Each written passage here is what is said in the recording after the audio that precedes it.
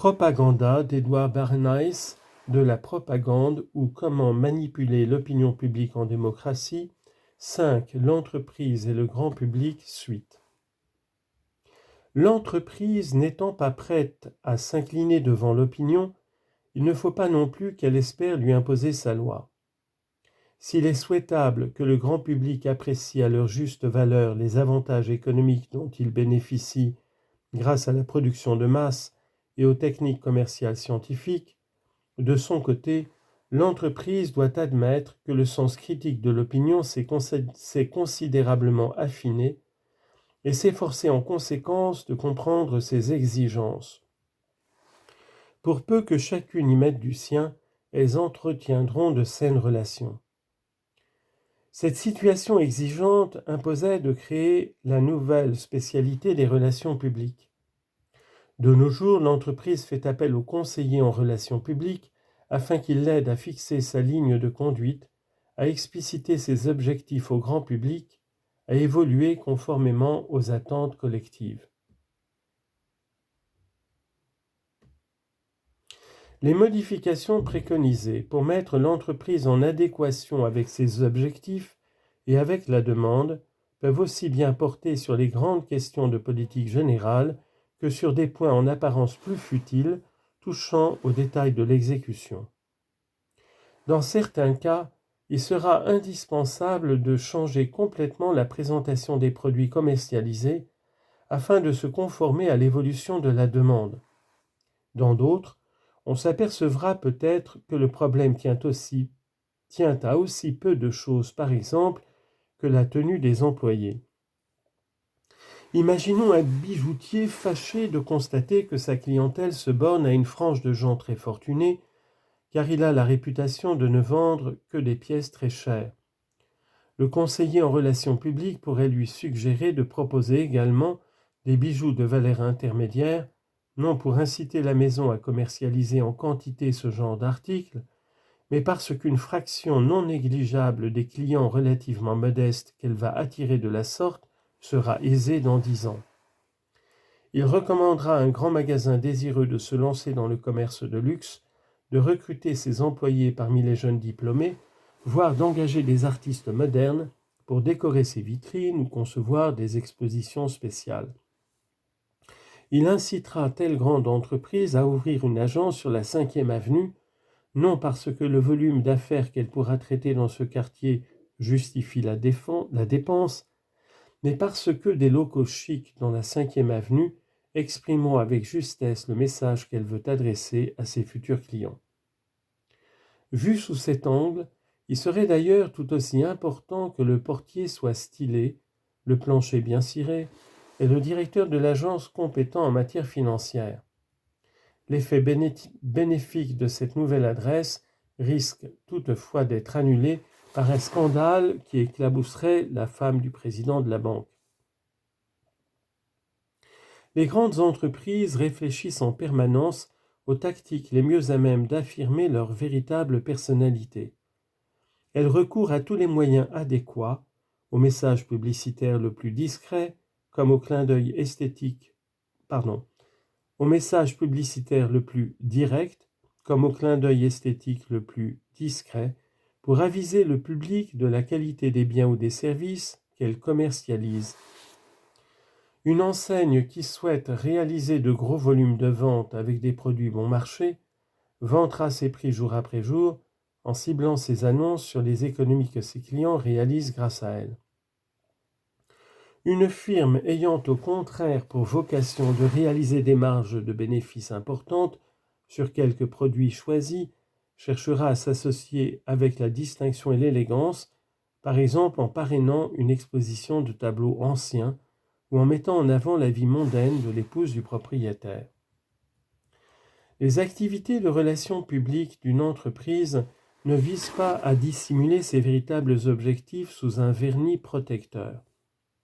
Il serait aussi maladroit qu'immoral d'insister exclusivement sur quelques articles haut de gamme, alors que les marchandises proposées sont pour l'essentiel de qualité médiocre ou très bon marché, car on donnerait alors une fausse impression d'ensemble.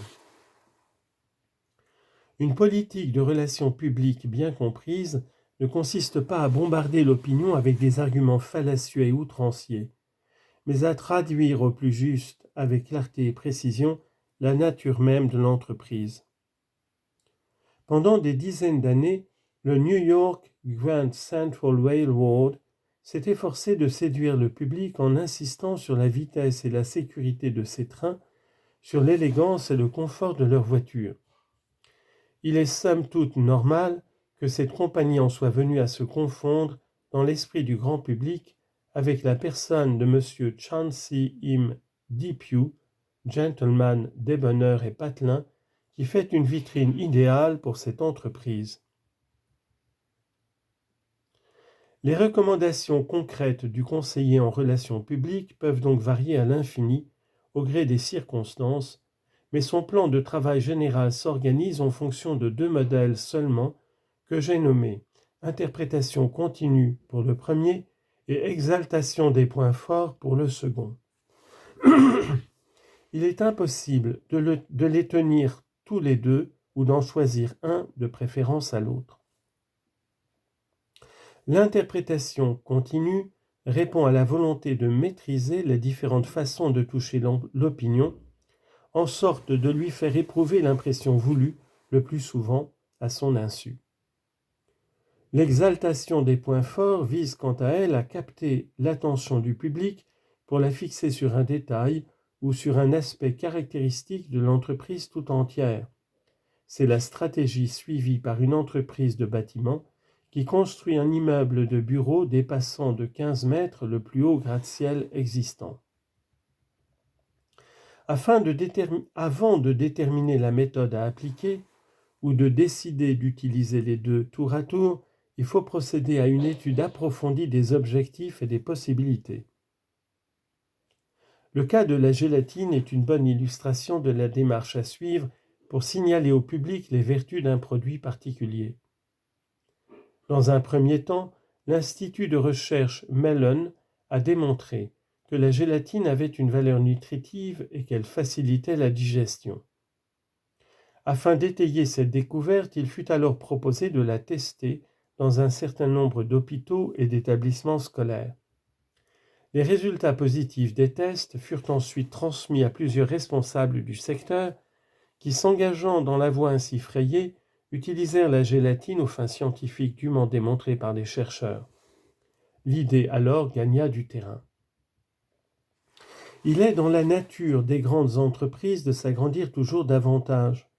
Par le jeu des fusions et des monopoles, le nombre de gens avec qui elles sont directement en contact augmente constamment et cette tendance à l'accroissement a pour effet de multiplier les services des relations publiques. Les responsabilités de l'entreprise sont nombreuses. Il y a celles vis-à-vis des actionnaires, 5 personnes ou 500 000, qui ayant placé leur argent dans l'affaire ont le droit de savoir à quoi il sert. La direction de l'entreprise en est parfaitement consciente, et c'est la raison pour laquelle elle adresse de nombreux courriers à ses actionnaires afin de les engager d'une part à utiliser le produit dans lequel elles ont investi, d'autre part à user de leur influence pour en encourager la vente. Elle a une responsabilité à l'égard des grossistes, dont elle s'acquitte en les invitant à ses frais à visiter l'usine mère. Sa responsabilité à l'égard de l'industrie dans son ensemble doit par ailleurs la retenir d'exagérer les mérites de son produit ou d'avancer des arguments fallacieux. Celle qui l'engage auprès des détaillants la conduit à vérifier que ses représentants mettent en avant la qualité du produit. Le consommateur appréciera d'avoir un droit d'inspection sur des usines propres et bien gérées. Quant au grand public, il ne faut pas seulement le réduire au rôle de consommateur potentiel.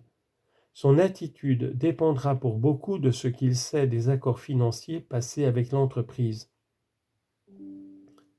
de sa politique de l'emploi et même des conditions de logement de ses employés. En la matière, le détail le plus insignifiant est susceptible d'influencer l'opinion dans un sens ou dans l'autre. Ainsi de la personnalité du président, déterminante dans la mesure où il y a fort à parier qu'il incarne l'entreprise aux yeux de l'opinion. Les œuvres de bienfaisance qu'il soutient, les organismes administratifs dans lesquels il siège ont une extrême importance. Le public attend probablement de lui qu'il exerce dans sa commune ou sa région l'autorité qui lui est reconnue dans sa branche industrielle.